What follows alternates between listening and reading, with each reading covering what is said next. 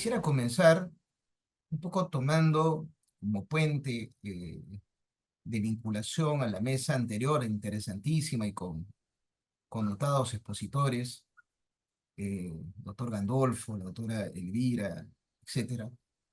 Esta última doctora mencionó por qué no se unen los conciliadores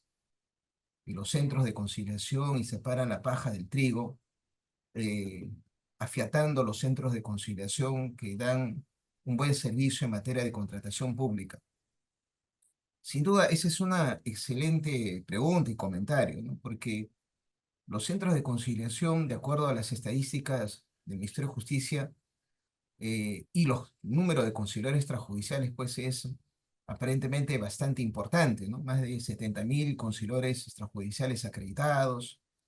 más de 1.000 centros de conciliación extrajudicial autorizados, es decir, una aparente importante número de operadores de la conciliación puestas al servicio de la colectividad, pero el tema fundamental, y ese es mi primer comentario con respecto a cómo la norma de contratación pública prácticamente, ¿no? Vemos que hace crecer y hay algunos problemas con los otros mecanismos, pero con respecto a la conciliación, mi impresión es que lentamente la conciliación se extingue en la contratación pública, ¿no? Lentamente está perdiendo el peso que en algún momento, por las circunstancias, no por mérito propio,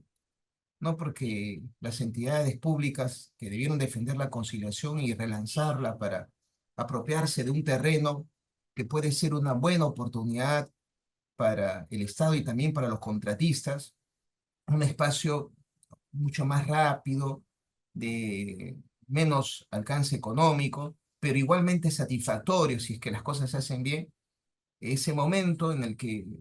el arbitraje un poco resintió la crítica, en muchos casos injusta, por aparentes y supuestos casos episódicos de corrupción, el arbitraje fue visto, ¿no?, como una posibilidad para poder, ¿no?, complementar el trabajo que venía haciendo muy bien las instituciones y los árbitros connotados y correctos. Eh, y ese momento tuvo su episodio mayor cuando se habló de que quizás el arbitraje podía al fin, ¿no?, despegar, ya no perseguirse a los procuradores que llegan a un acuerdo conciliatorio o que temen llegar a un acuerdo conciliatorio porque luego van a ser eventualmente emplazados por el órgano de control por haber conciliado, acordado y no haber defendido hasta las últimas consecuencias los intereses del Estado en una mala forma de entender dicha defensa. Sin embargo, la conciliación no hizo lo que debía hacer para posicionarse como una práctica, ¿no?, a la altura de las circunstancias y tan importante como lo es el arbitraje y como terminó siendo en un despegue muy importante y saludable de la Junta de Resolución de Disputas, ahora Junta de Prevención de Resolución de Disputas. Y lo que faltó ahí, y lo que sigue faltando, y yo tenía una ligera esperanza de que por el lado de la contratación pública, las entidades que la lideran pudieran haber hecho ese cambio de timón, que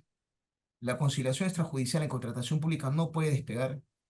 porque los conciliadores solo con un curso de conciliación extrajudicial planteado en términos básicos, generales, incluso así se denomina ese curso, le permiten conciliar conflictos civiles, desalojo, indemnización, y también contratación con el Estado, siendo que en la currícula, en la malla curricular del curso de conciliación, no hay el desarrollo de la ley de contratación con el Estado, ni su reglamento, ni las otras normas tan importantes que debiera conocerse para poder conciliar esmeradamente los pronunciamientos de OCE, en fin, todo un abanico de normas, de doctrina, de jurisprudencia, de opiniones, no son conocidas el orden de prelación, no son conocidas la forma de entender que es una etapa de ejecución contractual. Es decir, en el curso de conciliación básico no se enseña eso a nuestros conciliadores. Y sin embargo, su acreditación les va a permitir conciliar materia de contratación con el Estado. Y eso debió cambiar hace tiempo cuando se le indicó al Ministerio de varias formas, en muchos eventos académicos también, que debiera sacar una especialidad en contratación con el Estado. Así como existe la especialización de conciliación en materia de familia, también debía haber eh, ordenado mediante una modificatoria de la norma, aunque ya están dadas las condiciones para que se haga eso, una especialidad en contratación pública. Y eso hubiese potenciado el rol importante del trabajo de los centros de conciliación y de los conciliadores. Y en muchos casos ese trabajo no está a la altura de las circunstancias, no porque los conciliadores no tengan el empeño y la vocación de hacerlo, sino porque no han sido capacitados por esa tarea y sin embargo, paradójicamente, sí han sido facultados para ejercerlo con la acreditación que les da el Ministerio de Justicia. Y de esto ya hace muchos años que viene comentándose lo mismo. Falta esa capacitación en materia de contratación pública, siendo esa materia altamente compleja, ¿no? Donde requiere un análisis más prolijo, ¿no? De parte de especialistas que enseñen bien la temática de contratación con el Estado. Entonces, la otra opción era, si por el lado del Ministerio de Justicia, encargado de manejar la conciliación extrajudicial, no daba ese paso, quien debían hacerlo es por el lado de los que están detrás de la contratación pública, por ejemplo, OCE, ¿no? Varias veces se dio esa conversación en la que si no hace el ministerio esa especialización por el bien de los usuarios del servicio de conciliación en materia de contratación pública, el OCE o la entidad que fuera pertinente, sacar adelante esa especialidad. Y como la ley de la materia de contratación pública tiene prelación, tiene eh, importancia mayor que la ley de conciliación, hubiese sido suficiente que ese curso sea conducente para la acreditación, sin duda que lo dé el Ministerio de Justicia como corresponde. Pero al parecer falta esa pequeña y significativa voluntad de sacar esa especialización. Sin embargo, no hay esa especialización y como consecuencia de ello, no se ha logrado potenciar el servicio de conciliación extrajudicial por todos los centros como hubiese sido el deseo y se ha recelado sobre las posibilidades de éxito que tiene este mecanismo alternativo. Por tanto, el declive, ¿no?, que viene teniendo la conciliación prácticamente es sustancial en materia de contratación pública. Me apena, veo con bastante orgullo cómo han crecido la Junta de Resolución de Disputas, muy bien, pero la conciliación que está desde el inicio, que el doctor Gandolfo tuvo la visión de poder colocar arbitraje y conciliación desde el inicio para que los usuarios de contratación pública pudieran usar ambos mecanismos, se llevaría muy bien, pensando sobre todo, y voy a dejar la idea solamente lista, en que todos los problemas que mencionan sobre la nueva ley sin duda existe, pero me parece que están enfocados mucho en temas de alta complejidad y alta cuantía. Sin embargo, en conciliación se ven a contratistas a los cuales la entidad no les paga ni siquiera 1.500.000 soles, y ya eso pone en peligro la continuidad de ese contratista y que llevarlo a un arbitraje, ¿no?, le va a resultar muy oneroso. Y ese es el momento en el que la conciliación muestra su carácter idóneo, porque la mayoría de los contratistas no son de alta cuantía, hay también de baja cuantía, y ellos podrían haber encontrado en la conciliación un gran aliado, y el Estado también, para solucionar inmediatamente conflictos y dinamizar la economía y el trabajo de la contratación pública para el beneficio de la población. Sin embargo, han concurrido estas circunstancias y lamentablemente la conciliación tiene ese declive. Ojalá pueda darse una vuelta de tuerca y salvar todavía la institución por el bien de los usuarios. Yo había manifestado en mi primera intervención que la conciliación se encontraba en el campo de contratación pública en un declive. Y quiero no solo dejarlo mencionado, dar algunas referencias objetivas de por qué doy esa apreciación. Voy a mencionar solo dos puntos por el tiempo, ¿no? Eh, Se ha reducido, por lo menos a nivel de lo que señala la ley de contratación, la nueva ley general de contratación, las materias susceptibles de conciliación extrajudicial, ¿no? En la anterior, la, la norma señalaba que podían ser materias de conciliación la ejecución, la interpretación, la resolución, la ineficacia, la invalidez y la inexistencia del contrato podía ser también visto por la conciliación extrajudicial. Eso está todavía en el artículo 45.1, ¿no? En la actual, el artículo 81 menciona 7 materias conciliables. Bueno, 6 expresamente y una que indica que el reglamento, ¿no?, dispondrá también eventualmente otras más, ¿no? Pero se ha acortado la lista de materias conciliables, ¿no?, comparadas con las que están todavía en la ley que va a regir todavía un tiempo más. Eh, y eso muestra que la conciliación va reduciendo su esfera de aplicación.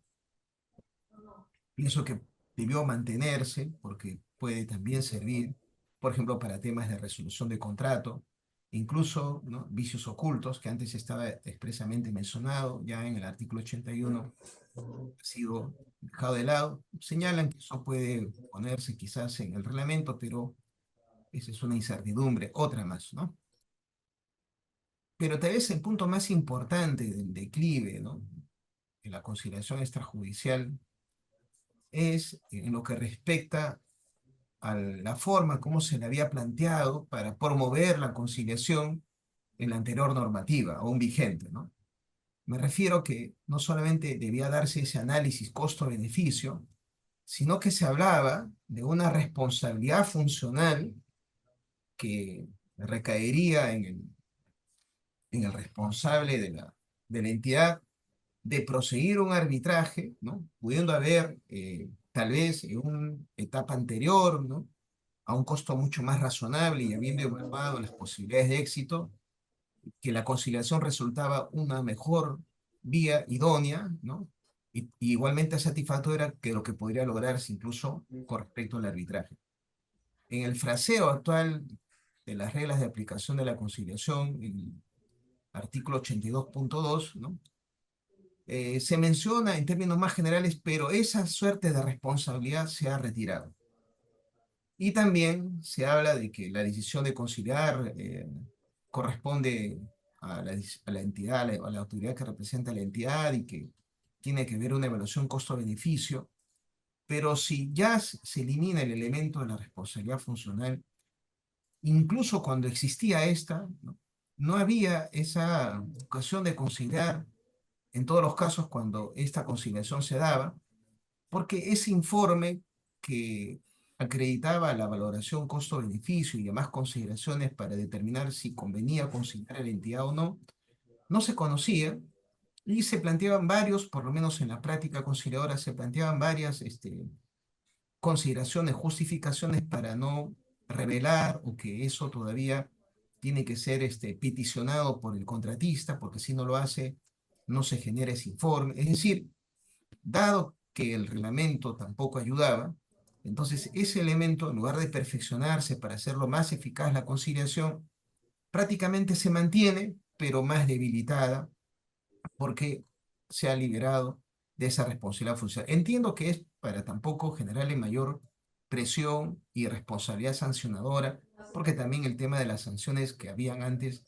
con respecto al arbitraje y a la Corte de Ética, todo eso también ha quedado atrás. Sin embargo, ya viendo el caso específico de la conciliación, ese punto debió haberse mantenido de una manera en que se potencia la posibilidad de conciliar efectivamente, dándole todas las posibilidades a la entidad, al procurador, y pensando que eh, hay una cantidad muy importante de contratistas que no solamente están en la esfera de la baja cuantía del 8% o del 8 UIT, sino que hay mucho más que eso, pero sigue siendo una baja cuantía y requiere un escenario de la conciliación que es más propicio que tal vez el arbitraje y obviamente que la Junta de Resolución de Disputas que tienen otro perfil y tienen una valoración y una pertinencia para conflictos de mayor complejidad y sin duda de mayor cuantía. En conclusión, ¿no?, espero que en el transcurso de lo que hay, el debate que se va a generar y en la posibilidad de que el reglamento pueda plantear algunas cosas que mejoren a los mecanismos alternativos, en este caso a la conciliación extrajudicial, pienso que eso debiera ser tomado en cuenta, pero ahí depende también, por un lado, de los conciliadores que efectivamente deben unirse para mejorar el servicio en contratación con el Estado, pero también un llamado al propio Estado para que dé esa especialización y mejore alguna de de lo establecido en la ley para beneficio de la conciliación y de los que se sienten más cómodos usando esa mecanismo alternativo. Gracias.